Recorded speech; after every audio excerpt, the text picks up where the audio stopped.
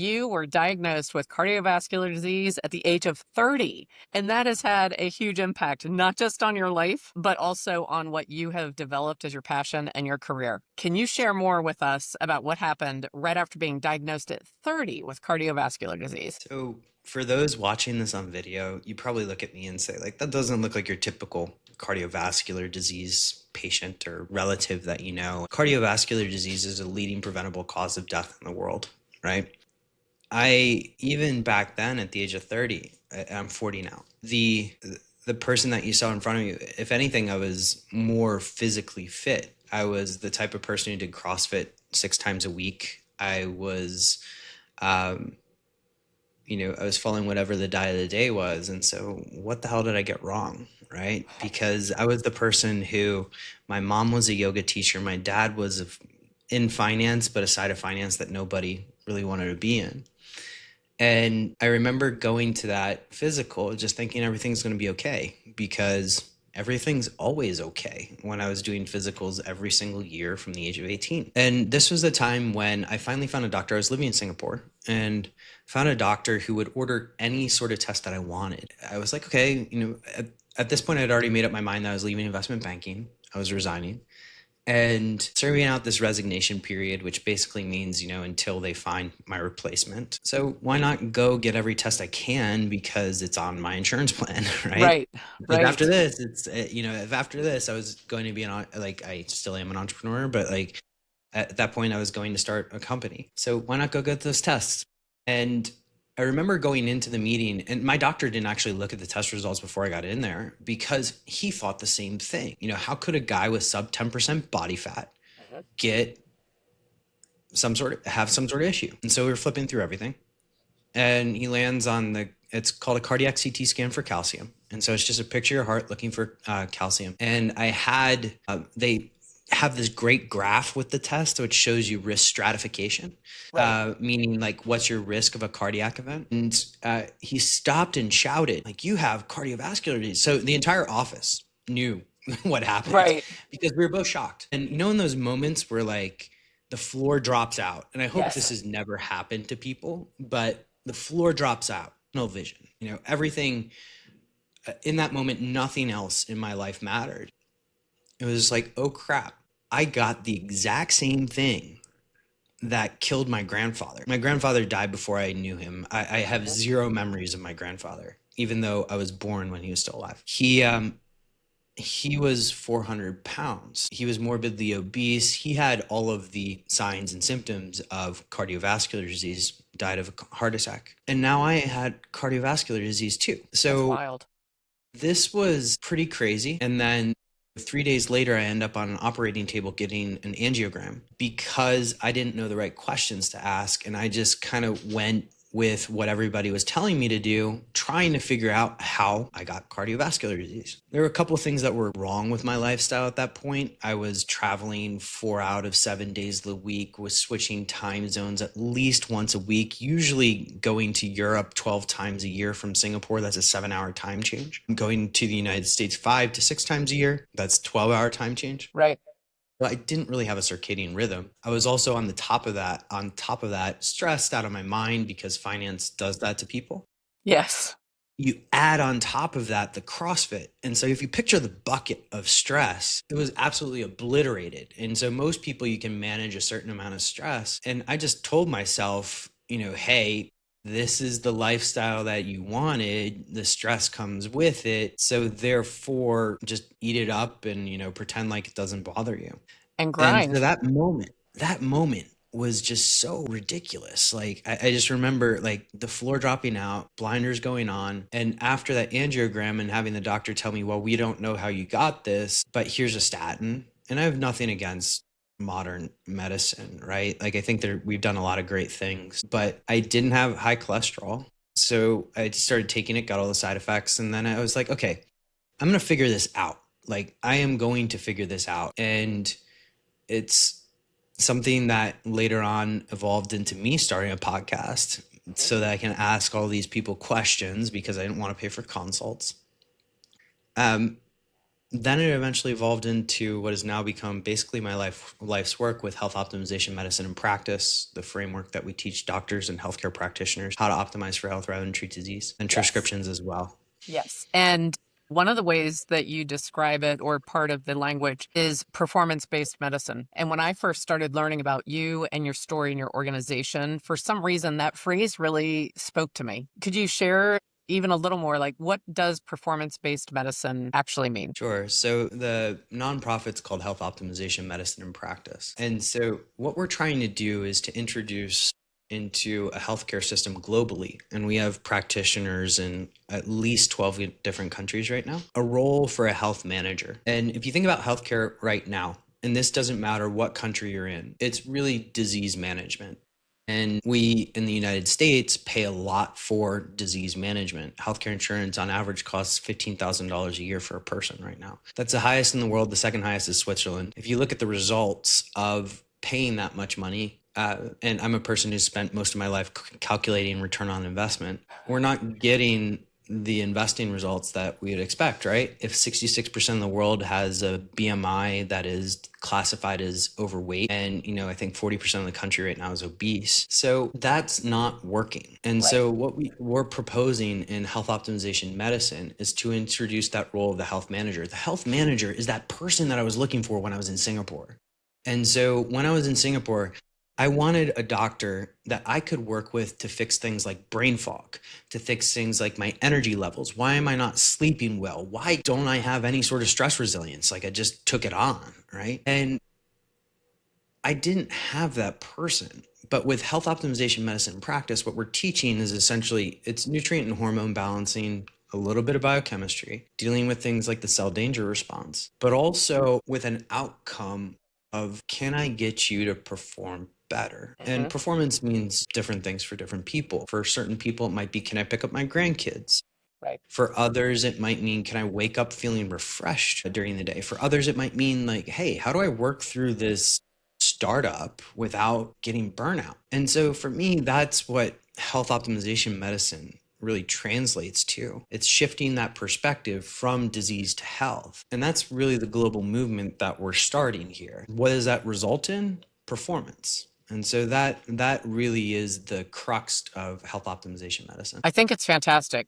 Are you running into significant resistance, or are you finding that more people are more open to this? How is it received? Sure. I'll tell you because until 2 years ago, I lived in the Netherlands, which I lived in the Netherlands for 7 years. Prior to that, I lived in Singapore for 6 years. And so the majority of my adult life has actually been spent overseas. By and large, the Dutch are skeptics of an American getting on stage and talking about all of these things that seem pretty far out in terms of let me optimize the health of your cells, balance your nutrients and hormones, because it's not something that has taken its way in Dutch society yet. And that was when I was initially talking about that when we first launched the nonprofit, really in 2020. You got a lot of skepticism.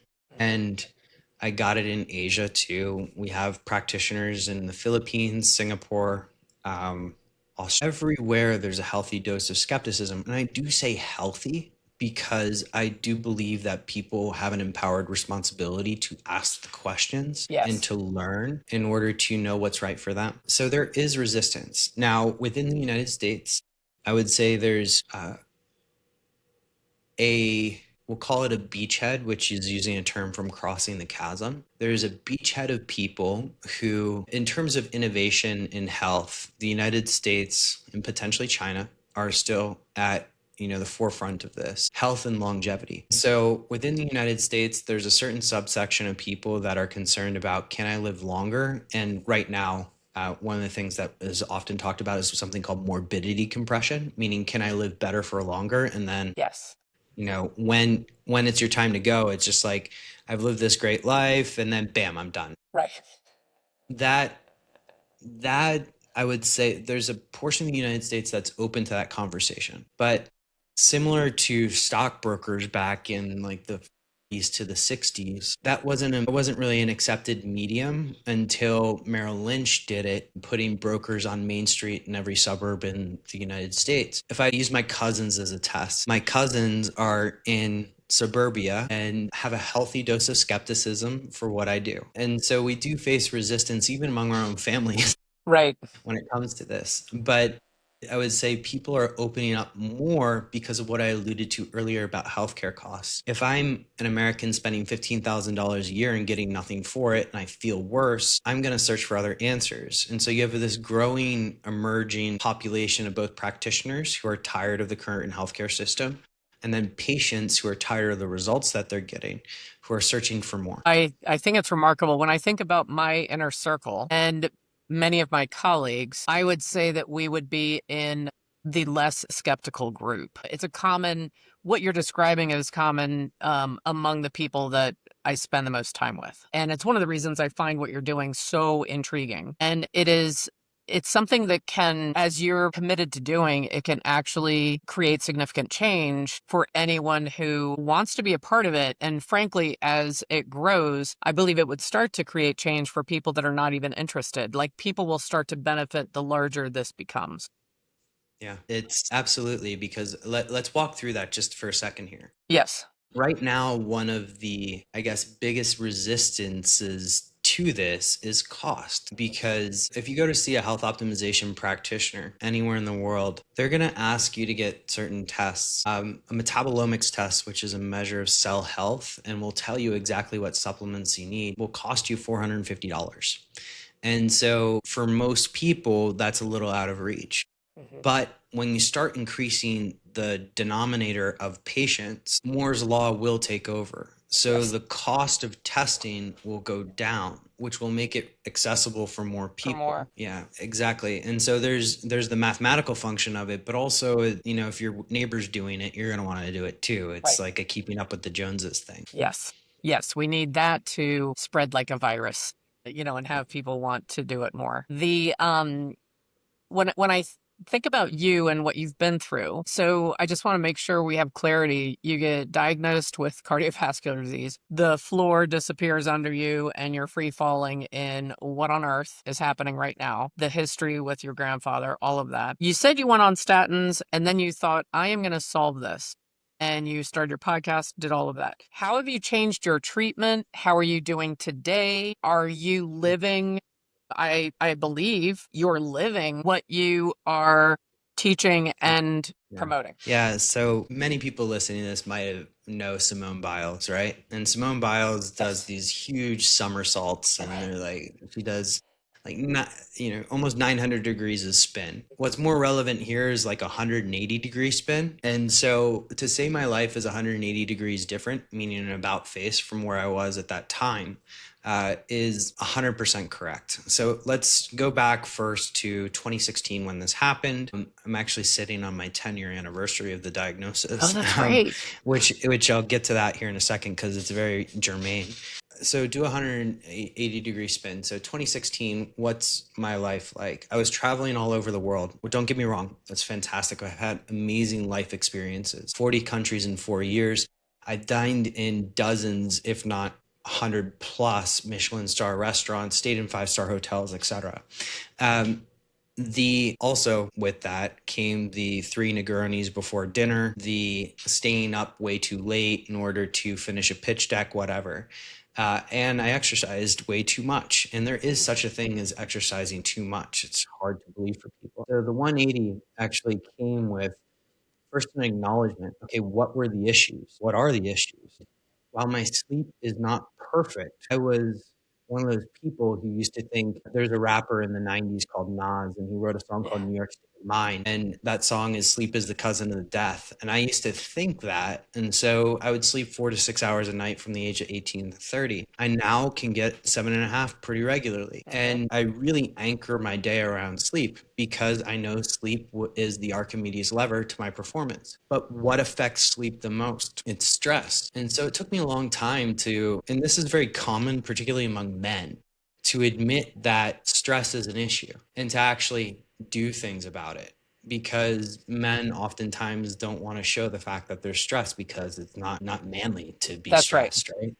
Right. And so there are a few things that I would say in terms of lifestyle changes that really move the needle. The two of which I just mentioned, which is working on stress resilience, because stress is ubiquitous. It's always going to be there. And to think that you're going to live in a utopia is probably very far off. And so Correct. working on stress resilience. And so what are some of the ways you work on stress resilience? Well, anything from simple stuff like breath work, you know, you can use things like box breathing to help with focus, but also 478 will help with breath, will help with relaxation. That can be game changer when it comes to going to sleep. So 478 is essentially inhale for 4, hold for 7, release for 8.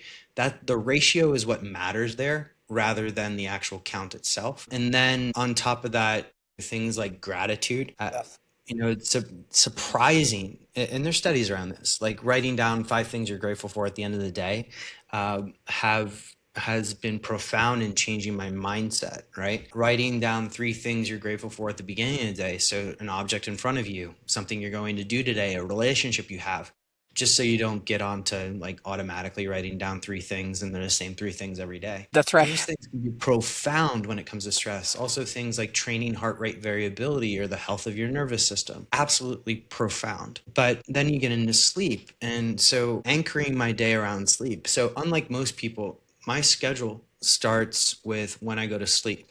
And so the founder of, or founding pioneer of health optimization medicine and mentor of mine, Dr. Ted, we always work together on everything that we do. He developed this thing called the sleep anchoring technique, which is basically like your day starts when you go to sleep. So for me, you're not going to find me past 9:30 p.m. because I'm an early riser and I want to be in bed, or at least in the process of going to bed, by 9:30. And so anchoring my day around sleep. I also gave up alcohol. We can talk about different ways to do that because I think there's a great way to gamify it.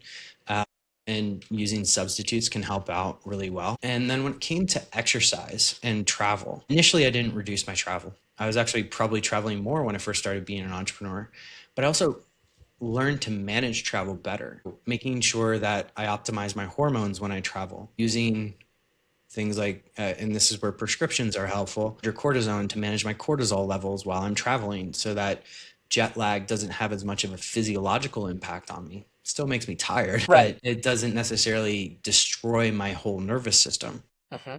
And then, so eventually dialing back the travel to the necessities and also making sure that my workouts. So for me, I look at workouts more as the recovery equals the stimulus, meaning that if I'm not able to anchor my sleep as well, my workout the next day is likely going to be something that's much more parasympathetic, like yoga, rather Right. than going and weightlifting. I still lift weights a few times a week. I do a lot of long distance cardio and popularly called zone 2 training now, right? Okay. So all of that is kind of an example of how this has been 180. But what have the results been? And so this is kind of funny. 10 years later, so the most advanced cardiac imaging you can get right now is called Clearly. And what it does is it measures both soft plaque presence and hard plaque, or formed plaque. And so the cardiac CT scan for calcium that I got when I was 30 only measures hard plaque. Thing is that the soft plaque is the most dangerous because Okay. that's what can actually cause cardiac events. Hard plaque is dangerous too, but it's more likely that soft plaque causes cardiac events. And so 18 months so I just got the results back last night, actually. 18 months, I've taken my low density non-calcified plaque from basically down 96%. It's almost non-existent now. And all of that has been a result of lifestyle change. And so over the course of the past 10 years, I've managed to completely invert my lifestyle, going back to that Simone Biles reference. Right. The results are pretty incredible, right? And a lot of it's just lifestyle change. Now, of course, I'm balancing my nutrients. I'm testing every 6 months, and we can get into that and why that's important. But it's actually kind of funny to reflect at my 40th birthday that I might be healthier now than I was when I was 30. Right. And you were living when you were 30, thinking that you were doing everything to support optimum health Yeah, because it's interesting you were when you, committed and in it. It sounds like you were like yeah, I engaged was with life, I was a competitive CrossFit athlete. And Yeah. so when you think about it, we do such a bad job of society with definitions. So what is health? To me, when my 30-year-old self said health is the capacity to work more, look good naked, and sleep less. Now, Mhm. One of those three doesn't make any sense, but basically, if I had a six pack, I was considered healthy. And now we have a more formal definition of it. A plus B equals C. So A is the absence of disease. And so everybody, if you polled the 8 billion people in the world, that's probably the most common part that you would hear. B is balance of anabolic and catabolic processes in the body. What we want is balance. I think a lot of people think of putting on muscle and anabolic process as like the best thing ever. And don't get me wrong, muscle's important, but anabolic gone wrong is cancer. Catabolic, which a lot of people seem to think that this is negative. Well, catabolic is not just breaking down muscle, it's also clearing out waste products in your cells. And so if you're not doing those efficiently and in balance, your body's out of homeostasis and things can go wrong. And then finally, the last part is life cycle of the organism. So the C is life cycle of the organism. And so what we want to do is we look at your age right now, we benchmark you versus other your age, but then we want you to kind of age backwards. And what that means is going back to optimal levels, which are between 21 and 40 or 21 and 30 years of age, not 40, which are evolutionary optimized levels for your nutrient and hormones. And that's something that you're saying is possible for anyone listening. If they want to meet with one of these doctors and go through this process, they can start to create that type of change within themselves. Absolutely. Everything I've told you so far has been 100% within the framework of health optimization medicine. So anybody can reach out to me after listening to this show, and I'll connect you to a practitioner, and they'll go through a process of identifying, where your nutrients and hormones are now and really balancing that cell and making sure that the cell is the foundational building block of you, right? And if you get the cell biology right and balanced, everything else just kind of works. So what we really focus on are the cell, because that's also the lowest common denominator that we can test right now. And that's really, really important. And that's accessible to anybody. You might have to do a lot of work to get there. Right. It's not like, for example, my father always looks for like the one pill that will fix everything. That I can assure you the silver bullet does not exist, but we can work together over time to address some of those issues that are coming up for you. And we'll work on the cell along the way, and some of those issues might just fall away. Well, I want to go back to something you mentioned. You talked about how changing time zones frequently, you believe, from the way you described it, it was part of what wreaked havoc with your system. Could you talk about that a little bit more? What is that impact of dramatic time zone changes on a regular basis? So let me go into, this is going to eventually talk about biological rhythms and a particular fascination of mine with chronobiology. And so chronobiology is the science and study of biological rhythms. And let's even pan out further for a perspective shift for everybody listening to this. So if you think about your body, it's actually not, it's more fair to say that you're a collection of organisms rather than a superorganism, meaning that a superorganism would be a collection of the same thing. So yes, you have cells, and perhaps, and I might get the number wrong here, but 1 trillion plus cells. You have gut bacteria. You have viruses existing within you. You have fungus existing within you. Candida actually exists in everybody, but it's the overgrowth that causes havoc. And so what we like to teach people at health optimization medicine is to have a holobiont perspective, because when you look at the body of a collection of organisms, there's actually a name for it. It's called the holobiont. And really what you're looking to do there is to balance those organisms. So let's get into that travel component. Our body is a collection of all of these organisms, several trillion, right? It has to find a way to run efficiently and not erratic, because if it's erratic, then like, oh man, my right arm's going up and I don't know why. Right. You can picture that, right? Like that's just an example, right? Or I have a sharp pain in my stomach and I don't know why. But your body aligns this all beautifully through evolution, through chronobiology. And so the biological rhythm that most people know is their circadian rhythm. And so you have a sleep and awake cycle. We know that people who have shift work, so work overnight, it's a carcinogen. And so that can cause cancer. And so aligning your body's circadian rhythms is very important. 2 ways to do that, and those are called Zeitgebers.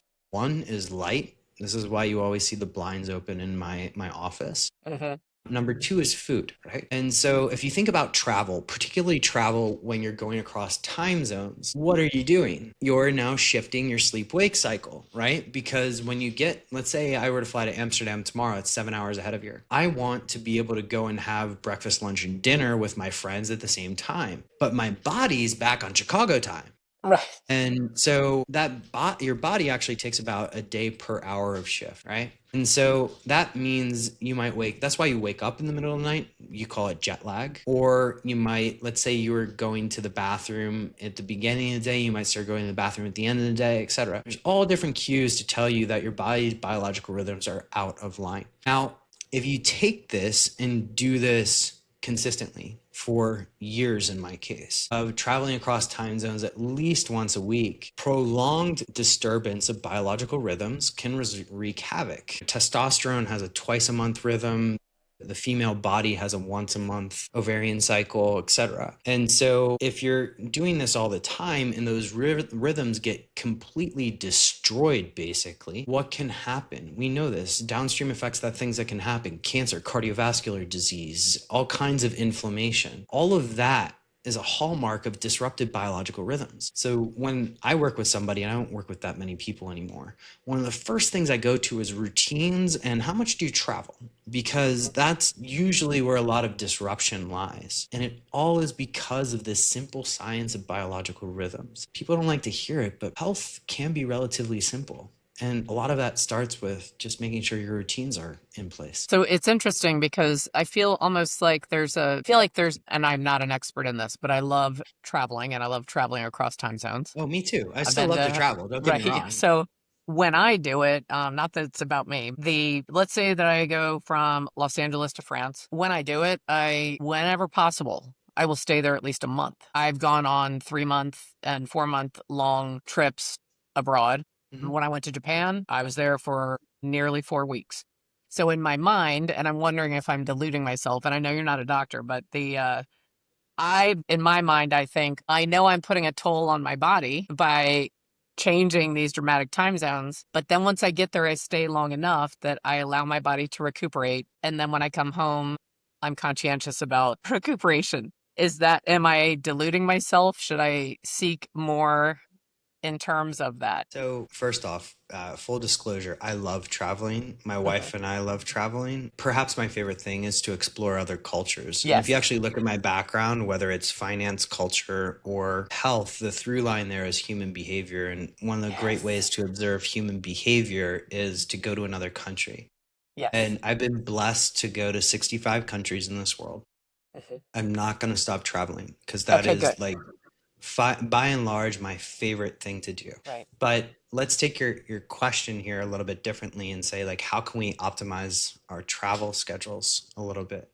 And so first things first, the fact that you're going for a couple of weeks is usually a good sign, right? Despite what people say about jet lag, your body takes about 1 day per hour of time zone shift to adjust. And so, in all fairness, the moment you get on a plane, you're inducing stressors to your body. Right. That doesn't mean that everybody should stop traveling. Like, I'm never going to stop traveling. But there are better ways to do this. And so, what does like good travel or what we'll call health optimized travel look like? So, you have a prep period before, let's say you're going, let's more than a couple of time zones away. You have a prep period. There's an app that I love called Time Shifter.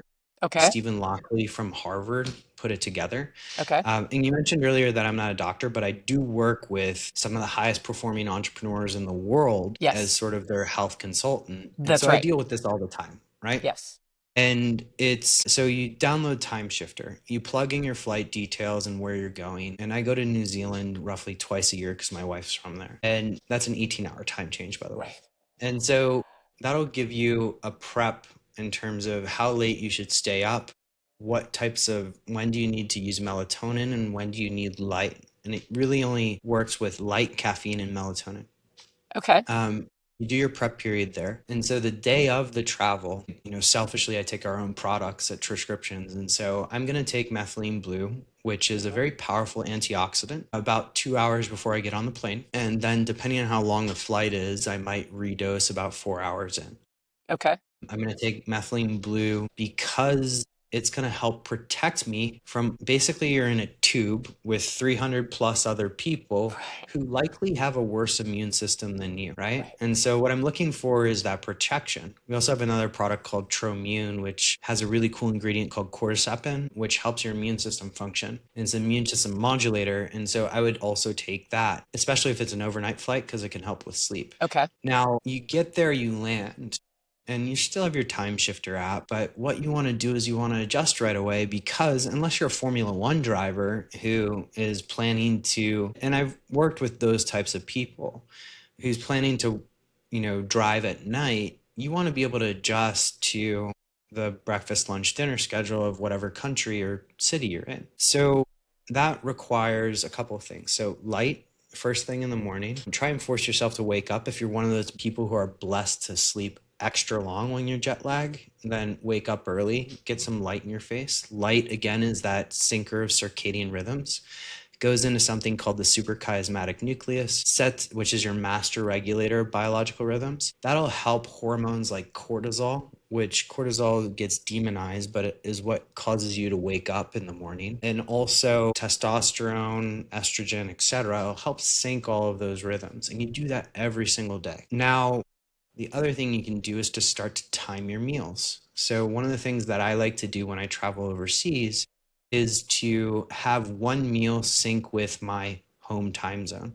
That makes coming back a lot easier. Okay. But even if I go to New Zealand, I'll make sure that one of my meals will sync with one of my meals in my home time zone. This gets into something called time restricted feeding, whereby you only have certain eating windows during the day, but you want to sync those with whatever time zone you're in, because your body will get its second cue from food. Now, the third thing, this requires a prescription, and this is a little cheat that I haven't actually given out on a podcast. Okay.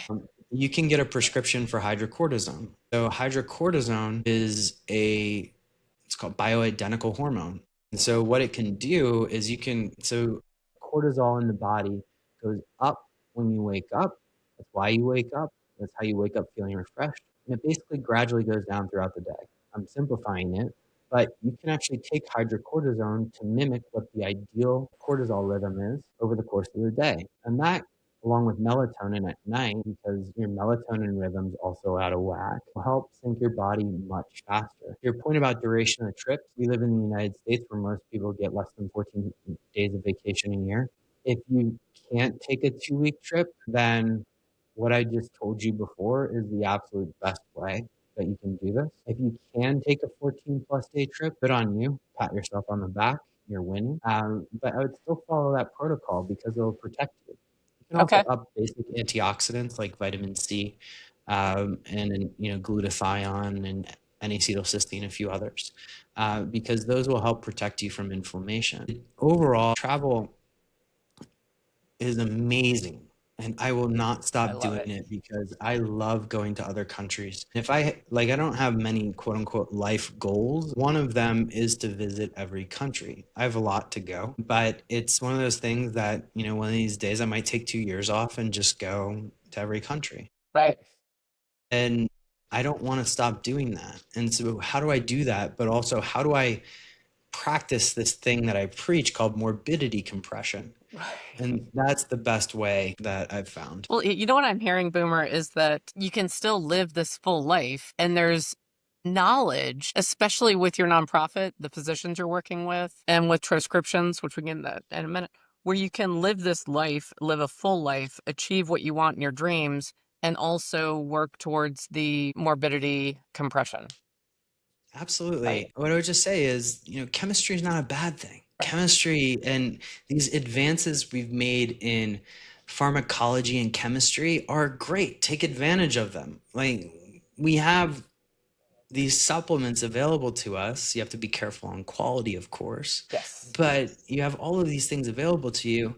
And just with a wee bit of knowledge, probably a coach is better. I'm not saying do shift work, although there are ways to hack that, air quotes, but you can pretty much get away with, travel and all of these things that your body through evolutionary means just isn't used to. And so we need to take advantage of that modern technology, because frankly, our bodies are basically like a Model T, and we're living in a our bodies are a Model T, and we're living in a Lamborghini world, right? Right. And so the technology has come so far, we got to use that technology to help propel us to live in sort of a more evolutionary optimized way. Well, I want to go back to one of the beginnings of your story. You were leaving a career in finance where you had achieved success in the travel and everything you were doing.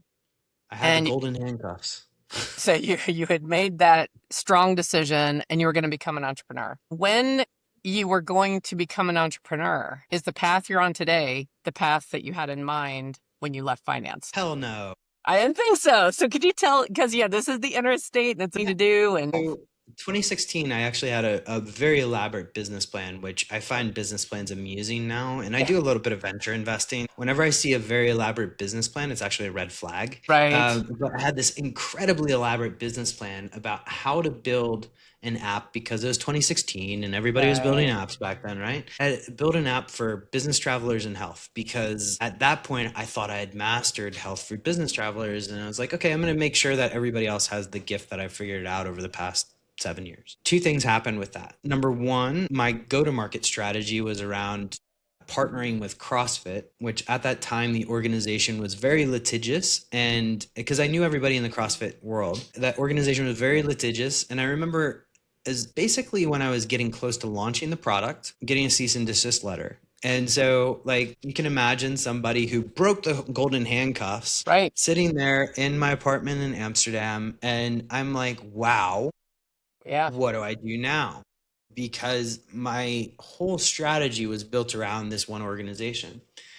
Around that time, my heart condition, like I couldn't feel it before. And then I was starting to feel it. And I was like, okay, you know what? I'm going to go and figure this out more. Right. So this is where the figuring out comes in. And around this time, also, you have the emergence of various omics sciences. So metabolomics has been around since 1980s. We've talked about that a little already, Mhm. but genetics was getting very popular. And despite being a finance guy, air quotes, I do know my way around statistics Mhm. and data. And so I was very comfortable going into these incredibly large data sets and saying, what's relevant? That actually, as I was doing that, funny enough, I had a couple of friends in finance, like we would keep in touch because that's what you do. And they were asking me what I was doing. I explained it to them. They're like, can you just do that for me? Because no doctor's doing that for me. And that led me to build a coaching business. I had no intention of ever doing coaching or consulting or whatever you want to call it. I still, in a way, don't, I'm good at it, but like I only do it for a certain patient population. Mhm. At that time also, I wanted access to more information. And so I started a podcast. It's still out there. I pay the monthly fee to keep it listed, but I don't do any episodes anymore, called Decoding Superhuman. And I went and this is before podcasts got really popular, by the way. Right. And so I would just use it as a vehicle to interview whoever I wanted to about, areas that I found interesting So and brilliant. could also help my heart condition. Right. Yes. So I built out this sort of lattice of knowledge that kind of all stemmed from this point of disease. And then I realized about midway through when I was doing the podcast, I'd met Dr. Ted and Dr. Scott, and we're the co-founders of Troscriptions. Dr. Ted's the founding pioneer of health optimization medicine practice. And they started describing me some of the ideas. And I'm like, you know what? I'm probably thinking about the problem the wrong way. What if I actually look at it from this lens? I was looking at the problem the wrong way. And, when I was having these conversations with Ted and Scott, they kind of enlightened me around concepts we talked about earlier, the holobiont. And we talked a lot about morbidity compression, although we didn't really call it that then.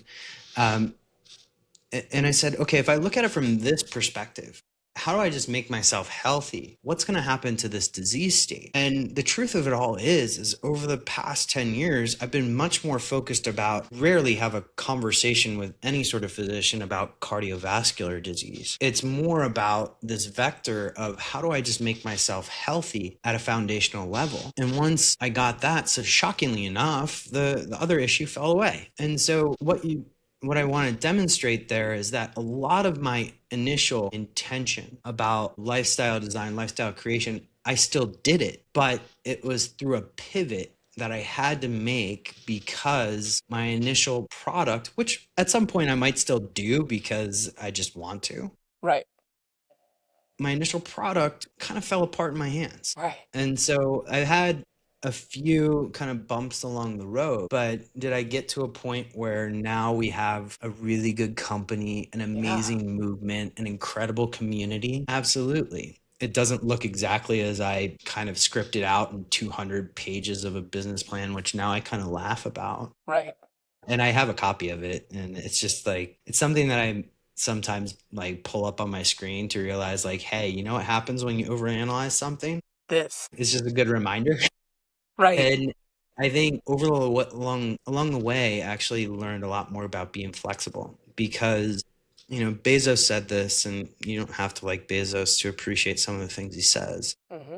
He said, I'm very much focused on the mission, less focused on how I get there. And so for me, if the mission is, shifting perspective from disease to health, we call it also democratized enlightenment, which is a word that is oftentimes obtuse for people. I can get into that in a bit. But shifting perspective from disease to health, we put the mission out there and be very, very flexible about how we get there. And because, markets change, the economy changes, we know this right now, right? Everything changes day to day. And so, for me, it's kind of amusing to look back on because it was very much banker boomer sitting there and saying, I can put this into my spreadsheet and then manifest it into the world. It did happen in some ways, but it took a very different path of getting there than I originally expected. And it's really incredible. I don't want to put words in your mouth. I'm assuming, and I think it's safe to assume that when you got that cease and desist letter, you were probably disappointed, confused, shocked. What on earth? And yet, what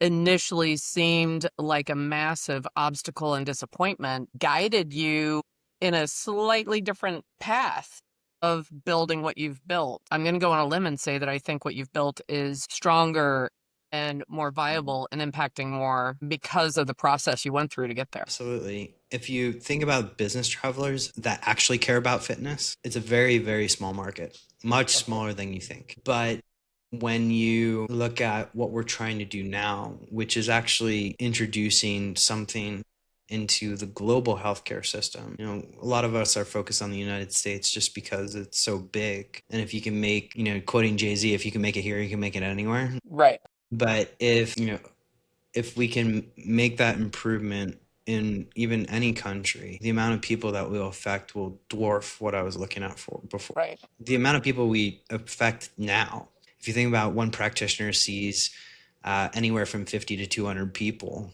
And, we have thousands of practitioners that use Troscriptions products. And that, to me, is the most rewarding aspect of my job, is to know that our products are making a huge difference in everybody's lives. Our education is helping those practitioners make a huge difference in everybody's lives. So I want to ask real quick about Troscriptions. And just correct me where I'm wrong, because I may not get this exactly right. But your passion and mission with Troscriptions is that you're holding whatever product you make to the same standards as a full-on prescription medication. Am I capturing that Yeah, right? I'll go into Troscriptions just a little bit.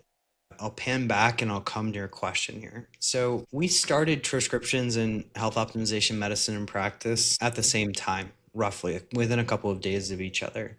And initially, with health optimization medicine and practice, this was something that Dr. Ted developed in working with politicians and business tycoons, that type of thing, over decades. What we found we can teach you 7 different verticals of health. Anything from chronobiology to exposomics, or study of environment and the toxins, epigenetics, metabolomics, bioenergetics, evolutionary medicine, chronobiology, right? We can teach you that. But if a patient comes into your door and we tell the patient that it's going to take 6 to 9 months in the best of cases for you to feel better, they're going to fire you, and they should, right? They're going to go find somebody else who's going to tell them it's a shorter period, even if it's not. And so you needed to find a stopgap in order to give somebody a solution to issues that they they have now. And so we create a product company in order to do so. It's actually called the reciprocity model. And so it's an old business model that, we're jumping on because we think having a nonprofit and a for-profit allows us to give back to the world right away rather than waiting until we get rich later or, Right. whatever it is, Yes. right? Right. And so, to the standards point, this company was started by 4 medical doctors and myself. 2 of them are still involved in the day-to-day of the company, and we needed to create products that all of us could use in our clinics. So we needed pharmaceutical grade ingredients. We needed to know that purity and potency were 100% there. We needed to know that there are no presence of heavy metals because that will ruin your cells more than anything, and no presence of toxins like microbials or just different bacteria. Right. So what we do at Troscriptions is as close as a pharmaceutical drug as possible, but we don't do clinical trials because people need help right now. And so when you buy one of our products, you know that the ingredients are tested when we buy them from wherever we buy them. We have partnerships with universities in South Africa and other places. We test them as soon as they get on shore. If they don't meet our testing requirements, which are stricter than the US dietary supplement requirements, then we send it back. Then once the product is made, you need to know that what you're taking is exactly what's on the label. And so we test it further again, and we do that on each batch. Wow. So that what you're taking is really what's What you're on the taking. label. Right. And Yeah. one of my side quests in this, I guess that's a cool term that people like to use now, is to make sure that we elevate the supplement industry in general. If you look at the Dietary Supplement Act or acts in the United States, your product is required to have plus minus 20% of what's on the label. We narrowed that significantly. And I would tell you that most supplement companies don't even verify it. And so my side mission here is to establish something in between a pharmaceutical drug and a dietary supplement, a quality product that you can know is done to a standard that allows you to buy a product and know that it's got what it says in it. It's also Right. up to you as the patient and hopefully working with a practitioner to know what products are best for you. But that's a sort of separate discussion around testing. Having that passion and the possibility of creating that impact by you're like filling the gap. You're going right in between the gap, and it should cause others to rise up. Yeah, rising tide lifts all boats. Uh-huh. And, if I was doing this just to make money, I think I would work in another industry. But what we're doing is really trying, going back to that mission we discussed earlier, that shifting perspective from disease to health. The worst thing for me is if somebody goes out with good intentions to buy a dietary supplement and fix themselves because they've already taken that step to say, I want to be healthy. And the product is either A, formulated wrong, and some of the most popular products out there are formulated wrong, or it doesn't have what's on the label, or worse, it has heavy metals. That's the worst thing for me, because a person steps out of their way, spends their hard-earned money on a product that probably won't make them healthy or make them worse. And then they're going to say, why did I even do this? That's right. And so they're going to turn their backs on it.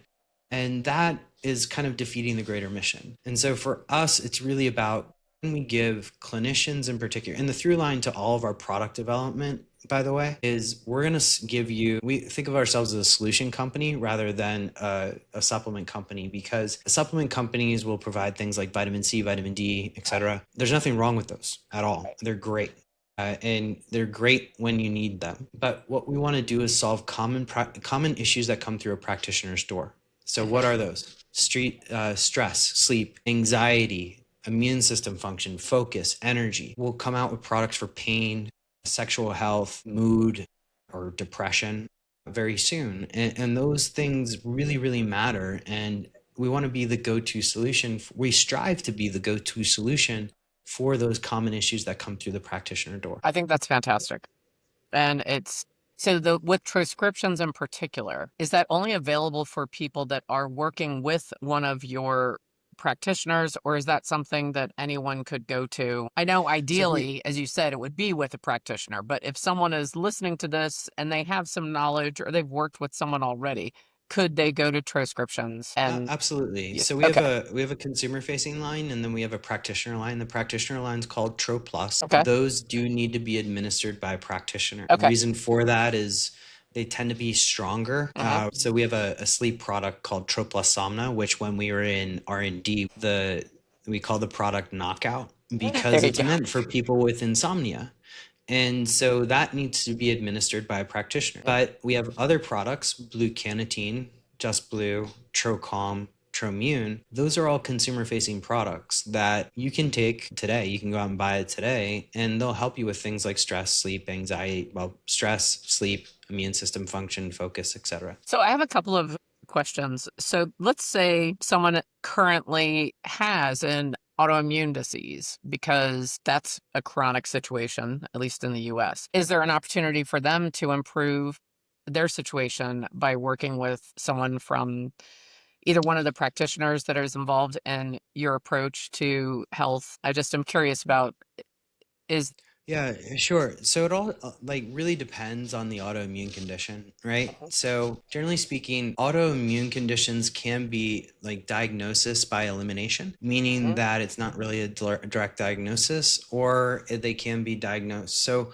let's talk about a couple of different situations. So, in the case of somebody who has like Hashimoto's or Graves', which is really just either an overactive or an underactive thyroid, and that's a very, very common diagnosis, you can work with a health optimization medicine doctor who's also familiar with hormones to help balance your nutrients and hormones. And once you get your thyroid balanced, let's see what happens. We never make any claims on disease, but Mhm. it's one of those things that, we've had some good results there. When it comes to other areas like Crohn's, which is an area I have a tremendous amount of experience in, that usually you're working alongside with, in my case, I always work alongside with a physician. So when it comes to health optimization medicine, you have what's health optimization medicine versus health optimization practice. And so we've divided the curriculum into two because health optimization medicine is for medical doctors and osteopaths, etc. And then health optimization practice is for anything from a health coach to somebody like a naturopath, for example. And they're going to have different approaches to doing things. Also, within health optimization practice, they don't typically get into hormones. So when I have a client who has an autoimmune condition, usually what I tell them or what I ask first is like what types of testing have you actually done? What's funny is that it's not really funny, but like oftentimes they haven't done a ton of testing. And so you want to set them up on a basic metabolomics test, which will tell you what nutrients you're either inefficient, insufficient, or deficient in. Look at your gut and your gut health. You can do that through a 3-day stool test. I always like 3-day stool tests versus 1 day because I have not yet met somebody who's going to clear their entire small intestine in one One. Yep. visit to the toilet. And then a food sensitivities test. Now, when it comes to autoimmune conditions, food sensitivity tests can be incredibly helpful. And so just having that level of detail, we're talking 400 plus biomarkers come back, we'll be able to help look at your cell and say, what does your cell need now? We also look at different stages of the cell danger response to understand if you're in CDR1, there's 3 stages of the cell danger response. CDR1 is basically when your cells are throwing up the flag and saying warning, warning, warning. CDR2 is when there's a lot of inflammation, and CDR3 is sort of when the body starts to resolve itself. I'm simplifying there, so if there is somebody who's a biochemist listening to this, don't skewer me. But what we can do is help you identify what your cells need now and give you what your cells need now. This can also go hand in hand with your illness medicine doctor who's maybe prescribing levothyroxine or whatever it is, right? In order to manage your thyroid. Mhm. And the two in combination do work really well together Okay. and can help with cellular level health in an autoimmune condition. It'll help identify areas where you can work on and some things that you might not know already. Is there restart that? I'm just glad to hear that because there has been a surge in autoimmune disorders. And as you said so brilliantly about how some of them, it's not necessarily a positive tested diagnosis. It is we've eliminated so many other things. So we're left with this. And it's an area where I know even amongst my clients, which we're dealing with real estate and business entrepreneurship, right? I know enough that have different types. And so I was curious if this was a possible new approach that someone who is disappointed in what they're currently doing, they may be able to seek this out and it I could think lead to it's change. I think it's a great path for anyone to go down. In an ideal world, if I'm speaking to my 25-year-old self, or even let's go all the way back to 16 or 12 or whatever, I'd have this I'll call him a coach for lack of a better word, or my health manager with me along the journey, who's going to make sure that as I go through the seasons and vicissitudes of life, that I'm adjusting my nutrients to what I need, and perhaps even my hormones earlier on, and likely you might avoid some of these situations. Right. Now that's the vision, the dream is, can I leave a world where this manager is with somebody? It's almost like getting a pediatrician in some ways. Can you get somebody with you to help you along that journey so that you can reduce healthcare costs later? Because it's not something, when we talk about healthcare costs and potentially even like the global economy, particularly in the United States, healthcare costs are potentially one of the things that could bankrupt the country. And Yes. it's just something that I find is resolvable, but with a much more long-term solution, which goes against all of our immediate gratification tendencies. Well, you mentioned that you are coming up on the 10-year anniversary of your diagnosis. How are you feeling about it? Is it reason to celebrate? Well, I find it funny that I got the test results back last night before I came on this podcast, right? And so, yes, is it reason to celebrate? I think so. To almost entirely remove the highest risk plaque is something I'm going to pat myself on the back for. Yeah. And I think, the journey has been one, everybody, when you plot out your career, you kind of think it goes this way, straight line up and to the right. It's been one that has been a little bit more of like playing chutes and ladders when you're a kid. And it's been incredibly rewarding. So right after this, I'll probably we have a chat with all of our practitioners, people around the world. And I'll probably go into the chat and we'll have a conversation about, whatever. And just to see that community really start to take off is more than I can ask for. It's really remarkable. And it truly shows that I know this phrase gets overused, but you're living a life full of passion as fuel and desire for impact and a life by design. And it's very inspiring. So I want to just thank you. And not just passion, but success. I didn't even mention yet, and doing research, preparing to meet with you, Troscriptions is it's in what's the 99th fastest growing healthcare company in the United States right now, according to Yeah. Inc. Yeah. And 5000, so right? you did good research. Last year we were 99. This year we should actually be higher. Excellent, even And, better, right? and that to me is, one of the things, of course, I look at revenue because it'd be irresponsible as a CEO to not look at revenue. Right. But one of the things that I found interesting was we can do rough estimates on how many hours we've helped people. And so last year we provided, and this is just one of our products, and we have now 10, we provided 3.5 million hours of higher energy, which is awesome when you think about it from a productivity standpoint. Right. On top of that, our now second best selling product, and this is always a good thing for me to look at, not just in terms of sales, but also in terms of how we're helping people. And sometimes I even go into Reddit and like check what people think of us. Our Right. second best selling product is our sleep product. And so the sleep product is my favorite product that we have. I take it every single day. It's called Trozy. And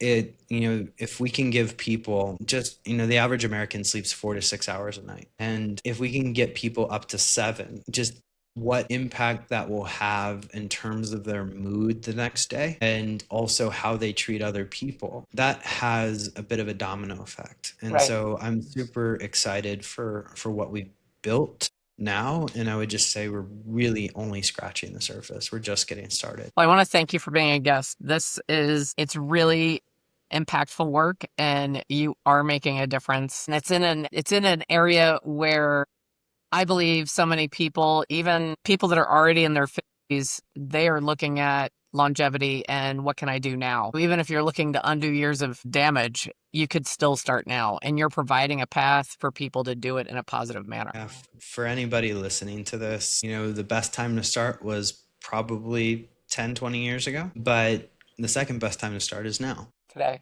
Yeah. And it's really just a matter of, look, I'm always happy to answer questions. So just reach out to me and I can hopefully connect you to the right person and get you started. And all of your links for connecting with you, wherever you're consuming this podcast, it is in the description. You do have a website people can go to, right? Yeah, absolutely. So Troscriptions.com is the products that we've talked about on the show.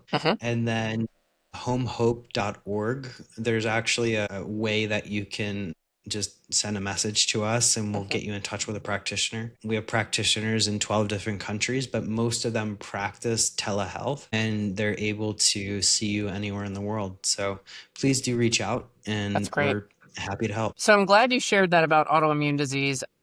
Another real situation that we're facing, especially in the United States, is the mental health crisis. There is the loneliness epidemic, which used to impact primarily men, but unfortunately women are closing the gap. There is depression, anxiety, broad range of mental health issues.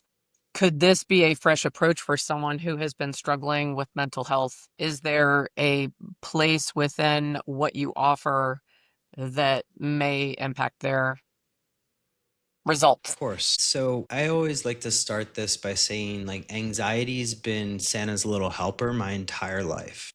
Okay. And I have had anxiety probably before I was 12, but that was sort of the first instances when I remember it. And, there's a couple types of people who get anxiety. Sometimes it's a thing that pushes you forward. Sometimes it paralyzes you. I happen to be on the pushing forward side, but, I've gone through the vicissitudes of panic attacks, not being able to sleep, and still have flare-ups every once in a while. I'm not trying to say that like I'm perfect, and I think most people that try to paint the image of being perfect are frankly lying. Yes. But, where does health optimization medicine play a role in mental health? I'm a huge advocate for therapy, and like I have my own therapist. I also do partake in psychedelic assisted therapy, which I can get into. But let's get into, how health optimization medicine can help. And I'll give a specific example. So when you think about you as a construction of organisms and some of those organisms being cells, and what our objective is as your health manager is to balance nutrients and hormones, simplifying what we're doing. In the act of balancing nutrients and hormones, you have to look at things like neurotransmitters. So neurotransmitter metabolites, it's not a perfect measurement, but we do look at them. And you can look at, dopamine, acetylcholine, so dopamine, serotonin, acetylcholine, which is the principal neurotransmitter of the parasympathetic nervous system, norepinephrine, which is the principal neurotransmitter of the sympathetic nervous system. And in the act of just measuring those, you know where you stand. But we like to take action on things because the purpose of measurement is to know where we need to direct the ship. And what we can do is start to look at if your serotonin is through the roof, well, maybe we need to balance that a little bit more. There are a couple of reasons why serotonin metabolites would be through the roof. Number one is stress. There's some illness medicine conditions that might also be the case. And again, just going back to basic principles, you do need to go see an illness medicine doctor as well as work with a health manager or health optimization practitioner because you want to make sure you're covering all your bases. But when you're going back to the original question, when you're going to address mental health, balancing your neurotransmitters is incredibly important. How do we get acetylcholine, which is again, that principal neurotransmitter of the parasympathetic nervous system, how do we get that back online? How do we help you access your parasympathetic nervous system? Because a lot of people that are going through mental health issues are ultimately, going through nervous system issues too. We have a society where it is very financially rewarding for you to be on all the time.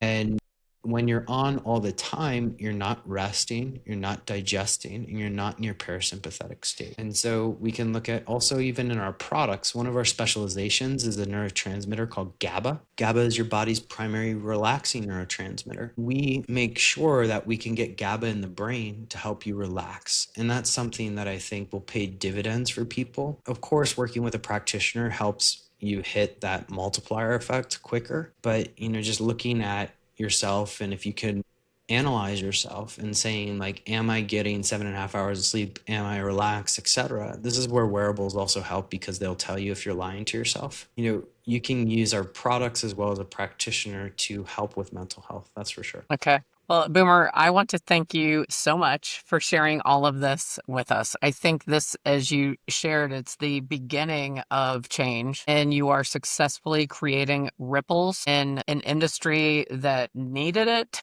and I believe wanted it, whether they would admit that or not. And the innovation that you're bringing to the table and the passion you're bringing to the table is palpable. So I just want to thank you for sharing your journey and everything you're doing. Bridget, thank you so much. It's been, look, I love the fact that you've opened your platform to me to have this conversation. Huge fan of the interstate and everything you stand for. So, you always have a cheerleader in me. But thank you for this conversation. I hope your audience finds it useful. I do too. And remember, you can reach out to Boomer and find out what's possible for yourself on your journey of optimizing your health. So it's really exciting. If you're listening to this episode, I hope you'll join us again.